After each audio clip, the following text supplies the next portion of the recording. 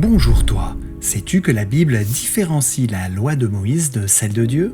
Dans cette vidéo, nous allons découvrir l'ancienne ou première alliance. Si tu as des questions, tu peux les poser en commentaire. Mais si tu souhaites une réponse plus complète, je t'invite à m'envoyer un message privé. Pour être informé des futures vidéos ou des lives, abonne-toi et active les notifications en appuyant sur la petite cloche en haut à droite.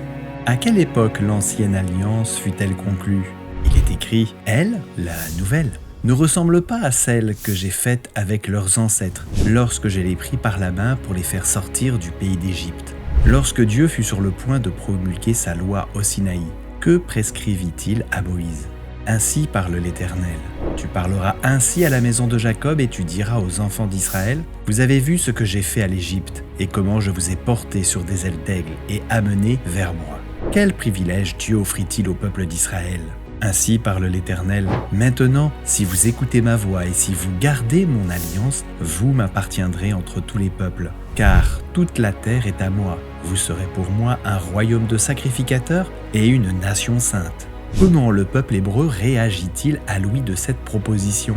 Il est écrit, le peuple tout entier répondit, nous ferons tout ce que l'Éternel a dit. Dans ce projet de contrat, quelle obligation devait incomber au peuple d'Israël? Voici ce que l'Éternel a dit. Si vous écoutez ma voix et si vous gardez mon alliance. Mais sur quelle base cette alliance avec Dieu devait-elle être fondée? Voici ce que dit la parole de Dieu. L'Éternel publia son alliance qu'il vous ordonna d'observer, les 10 commandements, et il les écrivit sur 2 tables de pierre.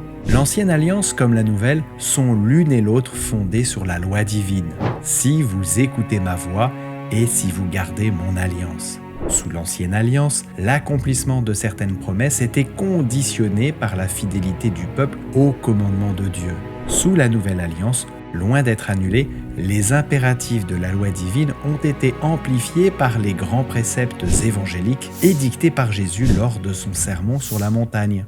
Maintenant, comme au Sinaï, les promesses divines sont conditionnelles. Si vous gardez mes commandements, vous demeurerez dans mon amour, de même que j'ai gardé les commandements de mon Père et que je demeure dans son amour.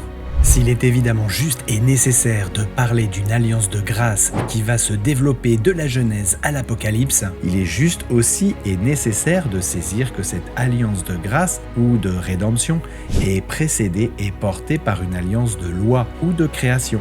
Il faut bien voir et dire que l'alliance de grâce est fondée sur l'alliance de loi. C'est pourquoi Dieu n'a pas substitué l'alliance de grâce ou de rédemption à l'alliance de loi ou de création, mais en raison de la chute d'Adam qui a violé l'alliance de loi sans pouvoir cependant l'annuler. Dieu a établi et développé l'alliance de grâce en plus de l'alliance de loi et conformément à elle. L'homme doit accomplir l'alliance de loi pour avoir la vie. À bientôt pour une prochaine vidéo et d'ici là, que Dieu te bénisse.